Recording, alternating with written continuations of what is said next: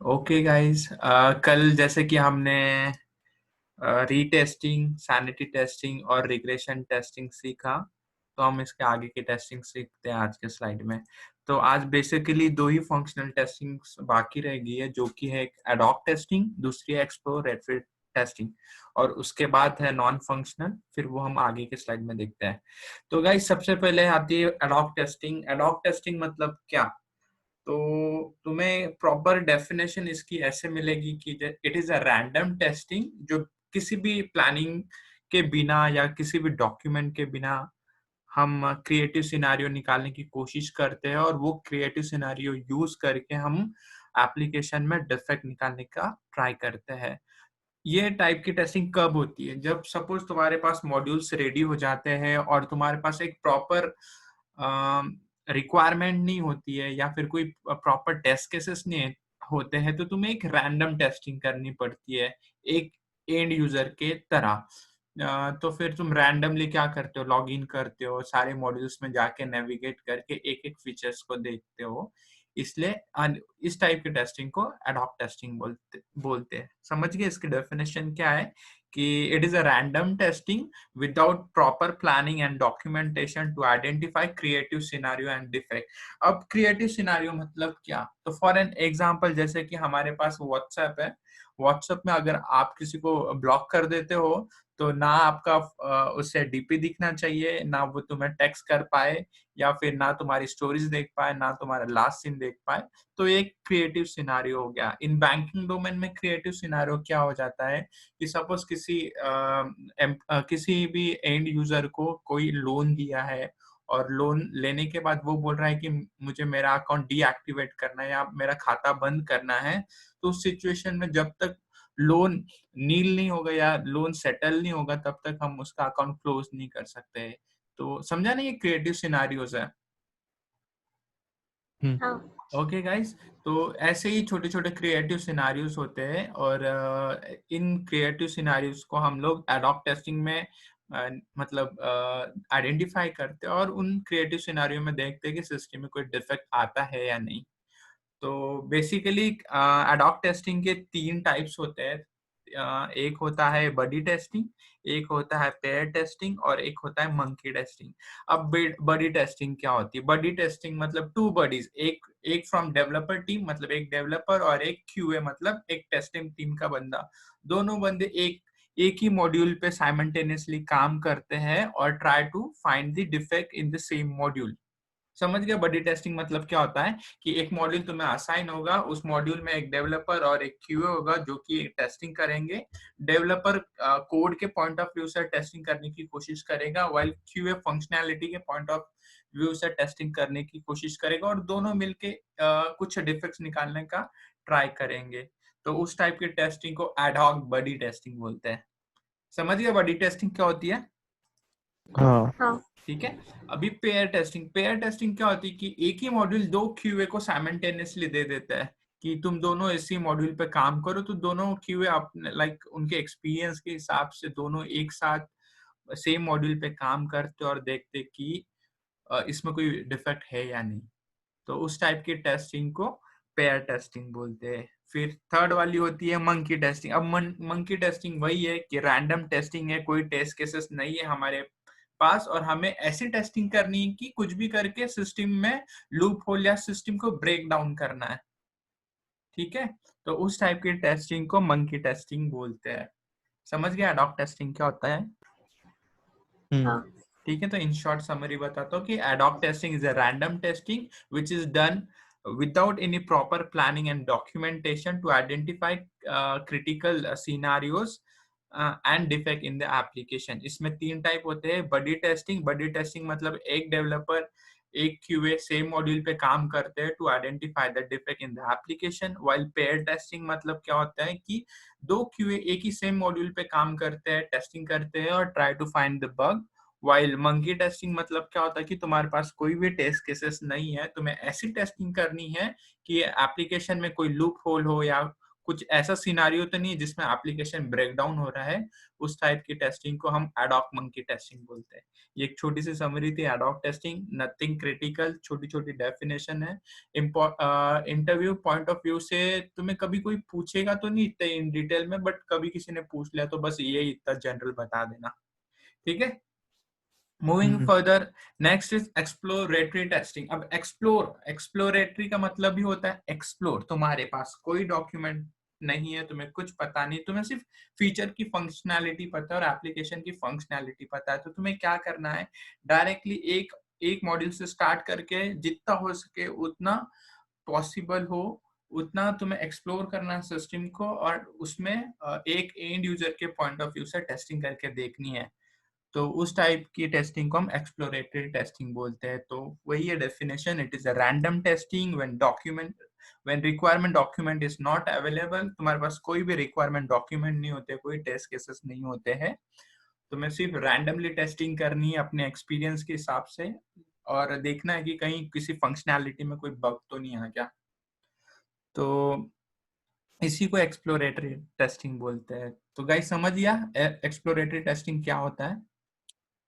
हाँ। एक ही चीज समझने की इन दोनों टेस्टिंग के टाइप में, कि तुम्हारे पास रिक्वायरमेंट डॉक्यूमेंट नहीं है, तुम्हारे पास कोई CRS डॉक्यूमेंट नहीं है, SRS डॉक्यूमेंट नहीं है, तुम्हारे पास कोई टेस्ट केसेस नहीं है, तुम्हें सिर्फ जाके रैंडमली उस एप्लीकेशन की फीचर्स को टेस्ट करना है।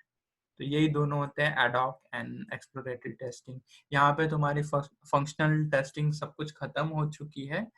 तो अभी मुझे बताओ कि फंक्शनल टेस्टिंग में तुम्हें कोई डाउट है क्या गाइस?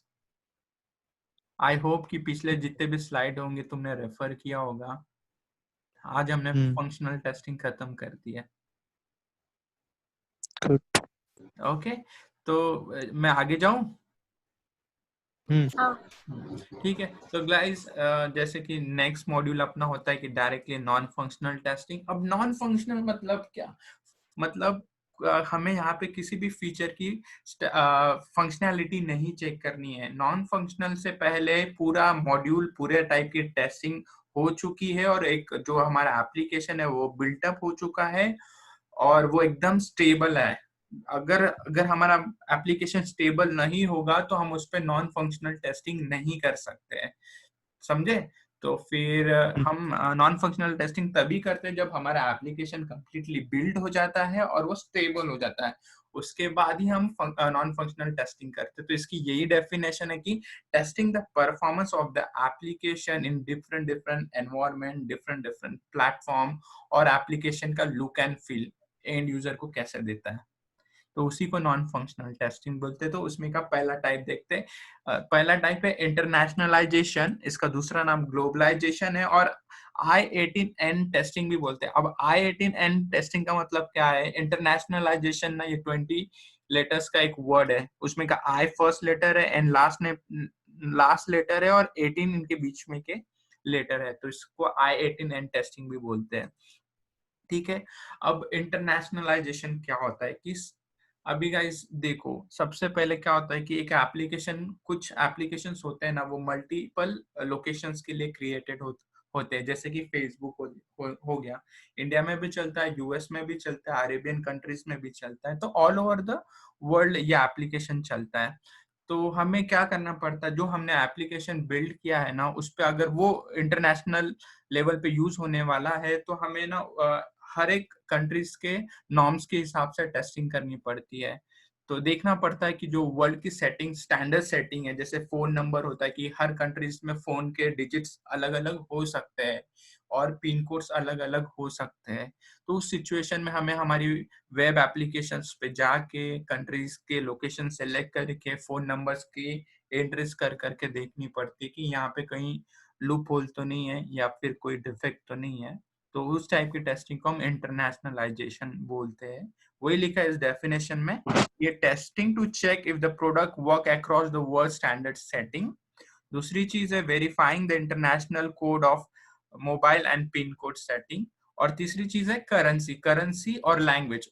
अब हर कंट्रीज के अलग अलग लैंग्वेजेस होते हैं, तो हम कभी भी पेज को अगर हम लोकेशन चेंज करते, जैसे मैं आज कोई फेसबुक यूज कर रहा हूँ इंडिया में, अगर इंग्लिश मेरी लैंग्वेज है, अगर मैं स्पेनिश में करता हूँ तो सारे कैरेक्टर जितने भी लिखे हुए हैं वेब पेज पे और डिस्प्ले होने वाले एंड यूजर को, वो स्पेनिश लैंग्वेज में कन्वर्ट होने चाहिए। प्लस अगर कोई बैंकिंग एप्लीकेशन है तो उसमें डिफॉल्ट करेंसी उस कंट्री की आनी चाहिए। जैसे मैं अगर इंडिया में यूज कर रहा हूँ उस एप्लीकेशन को, तो फिर वो ये रुपीस में आएगा। अगर यूएस में कर रहा हूँ उसी एप्लीकेशन को, तो वो डॉलर्स में आएगा। गाइस समझ गया, इसमें कोई प्रॉब्लम नहीं है। नहीं। ठीक है। तो यहाँ पे छोटा सा फ्लो है कि ये कैसे अचीव किया जाता है। तो कभी भी क्या होता है पता है कि जब सीआरएस डॉक्यूमेंट आती है ना, उसमें सब कुछ लिखा हुआ रहता है। तो डेवलपमेंट उस सीआरएस डॉक्यूमेंट को देख के ना कंटेंट बनाती है, यूआई डिजाइन करती है और रूल ऑफ स्टैंडर्ड्स भी मेंटेन करती है। बट ये लोग श्योर नहीं होते हैं कि भाई जो मैंने किया वो 100% एक्यूरेट है या नहीं है। तो ये लोग क्या करते हैं, उस कंट्री मतलब जो भी कंपनी ने हमें एप्लीकेशन बनाने का कॉन्ट्रैक्ट दिया रहता है, उसने ट्रांसलेटर्स भी हायर किए रहते हैं। तो ये एप्लीकेशन ये डेवलपमेंट टीम अपने जो भी कंटेंट उन्होंने बनाया वेब पेज के लिए या वेबसाइट के लिए, वो उस ट्रांसलेटर को भेजते हैं। तो ट्रांसलेटर क्या करता है पता है क्या, उसे रिव्यू करता है। अगर उसे लगता है कि सब कुछ सही है according to that particular country है, तो वो अप्रूव कर देता है और ये टीम प्रोसीड हो जाती है। बट अगर इसे लगता है कि कुछ मॉडिफिकेशन करनी चाहिए, तो वो मॉडिफिकेशन सजेस्ट करता है, डेवलपमेंट टीम को बताता है और डेवलपमेंट टीम उसे मॉडिफाई करके फिर से उसे रिव्यू के लिए भेजती है। समझ गया ये फ्लो? हाँ। ठीक है। फिर दूसरी चीज, अभी एक छोटा सा मैं तुम्हें एक प्रैक्टिकल दिखाई देता हूँ कि देखो, जैसे हम लोग फेसबुक ओपन करते हैं, राइट? फेसबुक दिख रहा है तुम्हें? तो हम्म। करंटली ये फेसबुक ना डच लैंग्वेज में। अब डच में ऐसे दिखता है कि ईमेल एड्रेस कैसे दिख रहा है, दिख रहे हो तुम्हें? फॉन्ट में डिफरेंस दिख रहा है? ये फॉन्ट में डिफरेंस दिख रहा हाँ। है, ये सब प्लेस होल्डर्स में डिफरेंस दिख रहा है। ये सब कुछ डच हाँ। लैंग्वेज में, पर मुझे डच नहीं समझ में आती, मुझे यूके इंग्लिश समझ में आती, तो मैं इसे ट्रांसलेट करता हूँ। अब ट्रांसलेट करने के बाद तुम्हें सब कुछ दिख रहा है as per the English standard, सब कुछ इंग्लिश में आ रहा है, करेक्ट? हाँ। ठीक है। तो यहाँ पे भी वही इंटरनेशनलाइजेशन टेस्टिंग हुई है कि जैसे हम लोग कंट्री की लैंग्वेजेस चेंज करें तो सब कुछ उस कंट्री के अकॉर्डिंग होना चाहिए। तो यही है इंटरनेशनलाइजेशन। फिर यहाँ पे कोई डाउट है ओके। गाइस तो मैं पूछ सकते हो तुम लोग। नहीं। ठीक है। तो सेकेंड पार्ट है लोकलाइजेशन। अब लोकलाइजेशन क्या होता है कि एक एप्लीकेशन जो बनता है ना, वो एक पर्टिकुलर कंट्री के लिए बनता है, बट उस पर्टिकुलर कंट्री में बहुत सारे ट्राइब्स रहते हैं या फिर बहुत सारे रीजनल लैंग्वेजेस होते हैं। जैसे कि इंडिया हो गया, अब इंडिया में मराठी चलती है, हिंदी चलती है, उर्दू चलती है, बंगाली चलती है, मलयालम चलती। तो हर एक रीजन की अलग अलग लैंग्वेजेस है। तो अगर हम कोई ऐसा एप्लीकेशन बनाते हैं जो एक ही कंट्री में चलने वाला है बट उसके रीजनल लैंग्वेज में चलने वाला है, तो उस टाइम हमें लोकलाइजेशन टेस्टिंग करनी पड़ती है। तो वही लिखा है डेफिनेशन की, verifying the software behaviour according to the local culture और सेटिंग। ठीक है। और also it is a process of customizing the software application as per the targeted language and country। अगर हमने कोई एप्लीकेशन इंडिया के लिए बनाया है तो इंडिया में बहुत सारे रीजनल लैंग्वेजेस हैं, तो हमें उस टाइप की टेस्टिंग करनी पड़ती है कि ये हर एक रीजनल लैंग्वेज में फिट बैठे जो भी हमने एप्लीकेशन किया है, इसमें कोई डिफेक्ट नहीं है। विच इंश्योर करने के लिए हम लोकलाइजेशन टेस्टिंग बोलते हैं या फिर L10N। अब ये L10N इसलिए बोलते हैं कि लोकलाइजेशन का L फर्स्ट, N लास्ट और बीच में के 10 लेटर्स। ठीक है। और फिर उसके बाद यही लिखा है कि the major area affected by the localisation testing is includes content and UI. वही कंटेंट मतलब टेक्स्ट सही से आ रहे कि नहीं, और जो चीज जहाँ पे होनी चाहिए वो तो आ रहा है कि नहीं। अभी यही सेम एग्जांपल देखते हैं, जैसे कि फेसबुक इंग्लिश में है, ठीक है, अभी इंडिया में उर्दू भी चलती है, राइट? तो अगर मैं जाके,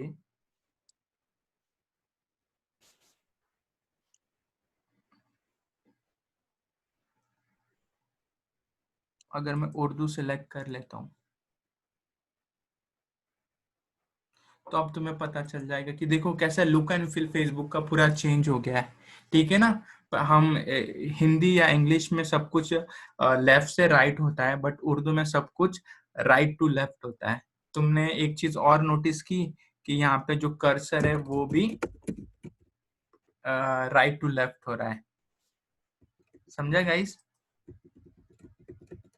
हाँ। तो ये according to the different local standard के हिसाब से ऑफ द कंट्री हम लोग इस टाइप के टेस्टिंग करते हैं, तो फिर इसी को लोकलाइजेशन बोलते हैं। तो इन शॉर्ट यही है कि इंटरनेशनलाइजेशन जो इंटरनेशनल स्टैंडर्ड के हिसाब से बना रहता है, majorly look and feel, font का, इंटरनेशनल फॉन्ट्स का सही पे प्लेस्ड होना। सेकेंड चीज, उस इंटरनेशनल स्टैंडर्ड के हिसाब से फोन के डिजिट्स कैरी करना एप्लीकेशन में, या फिर पिन कोड्स कैरी करना। तीसरी चीज होती है कि करेंसी, इंटरनेशनल डिफॉल्ट करेंसी लगाना इंटरनेशनल। तो ये सब चीजें सही से चल रही है या नहीं, उस टाइप की टेस्टिंग को हम लोग बोलते हैं इंटरनेशनलाइजेशन। वाइल जो भी लोकल कंट्री की कल्चर या सेटिंग होती है उसके हिसाब से चलना चाहिए एप्लीकेशन, उस टाइप की टेस्टिंग करने के लिए हम लोग बोलते हैं लोकलाइजेशन।